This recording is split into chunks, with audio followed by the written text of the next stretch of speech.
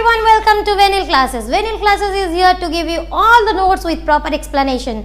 So students, जैसे कि in previous class हम लोग पढ़े थे क्रॉप रोटेशन के बारे में. So in this part हम लोग पढ़ेंगे कि क्रॉप रोटेशन की क्या क्या एडवांटेजेस होते हैं. तो इससे पहले Venil Classes मेरे चैनल को लाइक, शेयर एंड सब्सक्राइब कीजिए to get all the notes with proper explanation. So students, let's go to the points. Okay?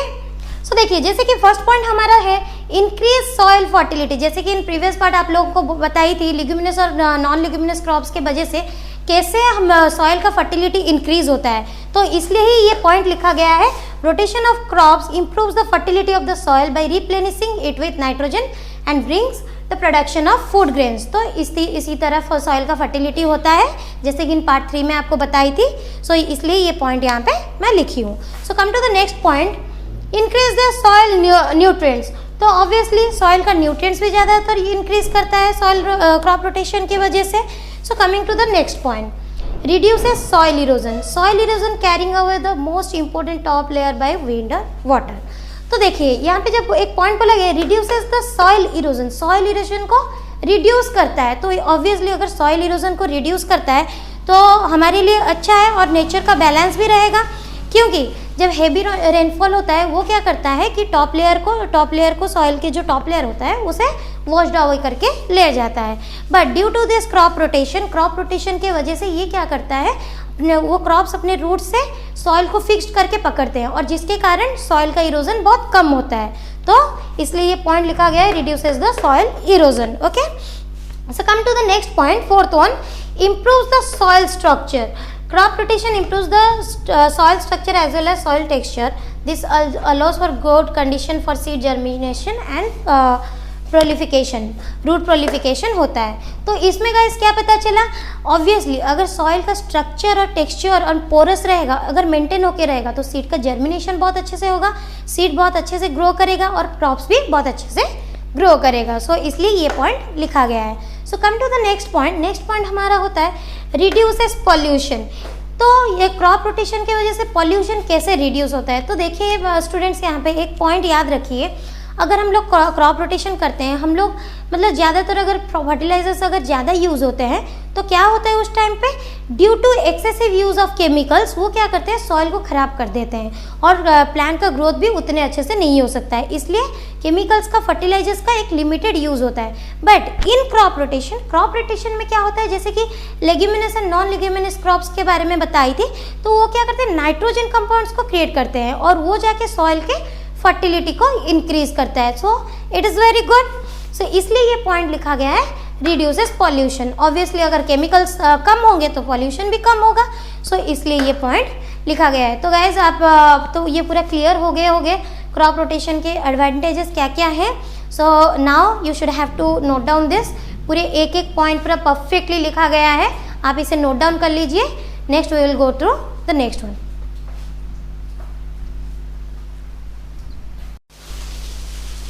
So students, जैसे कि अभी हम लोग क्रॉप रोटेशन के बारे में पढ़ लिए, क्रॉप रोटेशन का एडवांटेजेस देख लिए. अभी हम लोग नेक्स्ट पॉइंट देखेंगे एग्रीकल्चरल प्रैक्टिसेस का फोर्थ पॉइंट, जो कि इरिगेशन है. तो व्हाट इज इरिगेशन? इरिगेशन क्या? इरिगेशन तो इरिगेशन का मतलब होता है जब क्रॉप प्लांट्स को जिस प्रोसेस से पानी सप्लाई किया जाता है प्लांट के ग्रोथ के लिए, तो इरिगेशन बोला जाता है उस प्रोसेस को. सो स्टूडेंट्स, यहाँ पे एक बात देखिए, water is very necessary for each and every one. Okay, so जैसे कि water, without water human can not survive, वैसे ही without water plant can also survive. तो ऑब्वियसली तो प्लांट को भी सफिशिएंट वाटर चाहिए. सो सफिशिएंट वाटर के लिए प्लांट के अच्छे ग्रोथ के लिए ही इरिगेशन प्रोसेस हुआ है. सो इसी प्रोसेस से प्लांट को सफिशिएंट वाटर मिलेगा. बिकॉज जब अगर ड्राई सॉइल रह जाता है, सॉइल से जैसे कि इवापोरेशन प्रोसेस तो आपको पता होगा, वेपर वाटर क्या होता है, वेपराइज होकर चले जाते हैं. तो उसी हिसाब से वाटर अगर वेपराइज किए हो गए तो पानी कहाँ से आएंगे. तो इसलिए अगर पानी का इनसफिशिएंट होता है तो उसके कारण इरिगेशन एक प्रोसेस होता है जिसके कारण पानी का सप्लाई होगा फील्ड को. और सफिशिएंट सप्लाई ऑफ वाटर ही, अगर सफिशिएंट सप्लाई किया जाएगा वाटर को तो ऑब्वियसली प्लांट का ग्रोथ उसी से ही होगा. बिकॉज प्लांट को मैक्सिमम वाटर कंपलसरी चाहिए ग्रोथ के लिए. So students, let's go to the next point, sources of irrigation. तो इरिगेशन मतलब सोर्सेस ऑफ इरिगेशन कहाँ से हम लोग पानी लाते हैं. सोर्सेज क्या है, कहाँ से ये पानी आता है, तो आपको जैसे ही पता होगा कि पानी कहाँ से आता है, वेल से आते हैं, डैम से आते हैं, रेन वाटर आते हैं, river, ponds, these are the examples of sources of irrigation. So हमारा जैसे कि नेक्स्ट पॉइंट लिखा गया है मेथड्स ऑफ इरिगेशन। इरिगेशन के मेथड्स क्या हैं, तो फर्स्ट मेथड होता है traditional method of irrigation and second होता है modern method of irrigation. Traditional मतलब इन पास्ट, पहले ज़माने में जो पहले ज़माना हो या अभी भी हो, जब ट्रेडिशनली जो इंस्ट्रूमेंट्स यूज़ होते थे इरिगेशन के लिए उसे बोला जाता है ट्रेडिशनल। और मॉडर्न जैसे कि अभी का एरा बदलते जा रहा है, टेक्नोलॉजी चेंजेस होते जा रहा है, इसलिए कुछ मॉडर्न टेक्नोलॉजीज आ गए हैं, तो उसी के भी अभी मैं कुछ पॉइंट्स बताऊंगी। तो सपोज यहाँ पे एक देखिए, मैं आपको एक पॉइंट दिखा रही हूँ, जैसे कि मेथड्स ऑफ इरिगेशन, कुछ पॉइंट्स बता रही हूँ। यहाँ पे आगे मेथड्स ऑफ इरिगेशन। सो इसके याद रखिए, इसके दो पार्ट्स हो गए, दो पार्ट्स हुए, एक ट्रेडिशनल मेथड,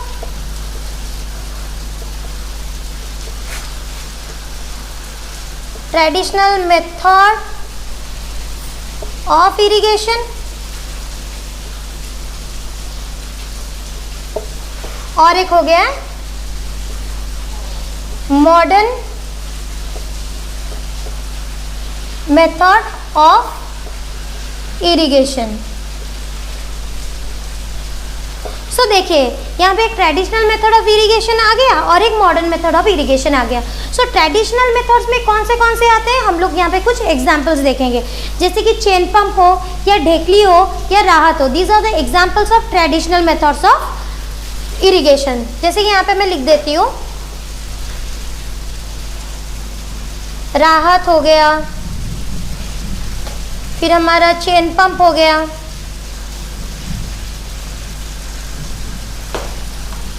एटसेट्रा। और मॉडर्न में क्या आएगा, sprinkler system and drip system. तो मॉडर्न में क्या आता है,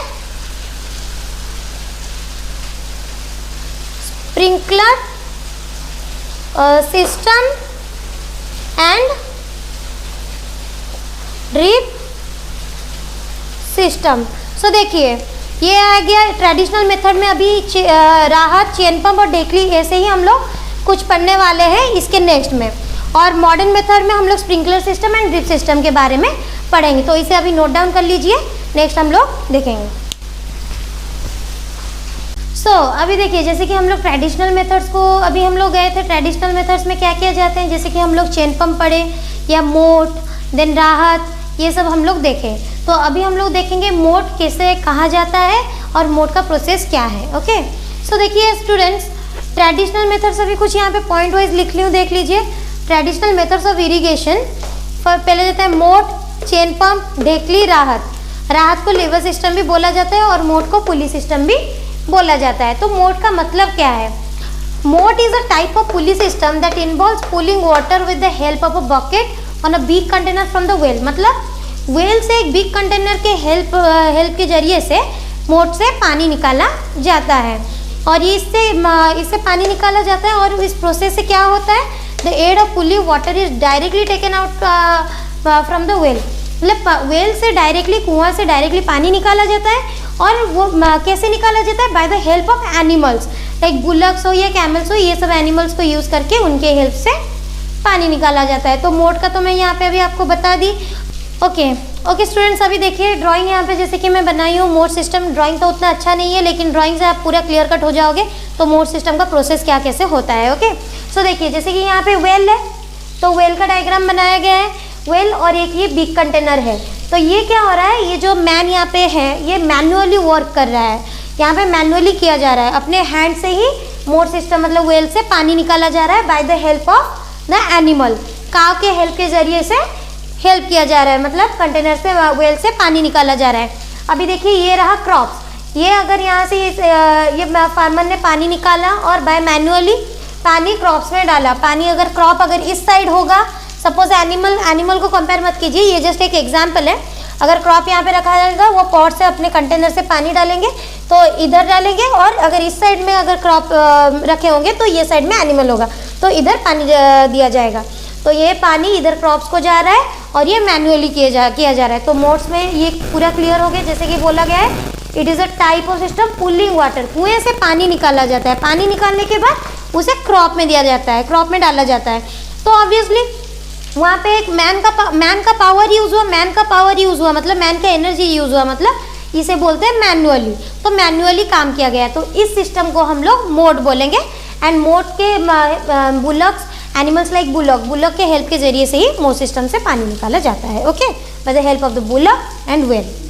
सो स्टूडेंट्स, इसे थोड़ा नोट कर लीजिए, पूरा लिख लीजिए कैसे क्या ब्रीफ किया गया है।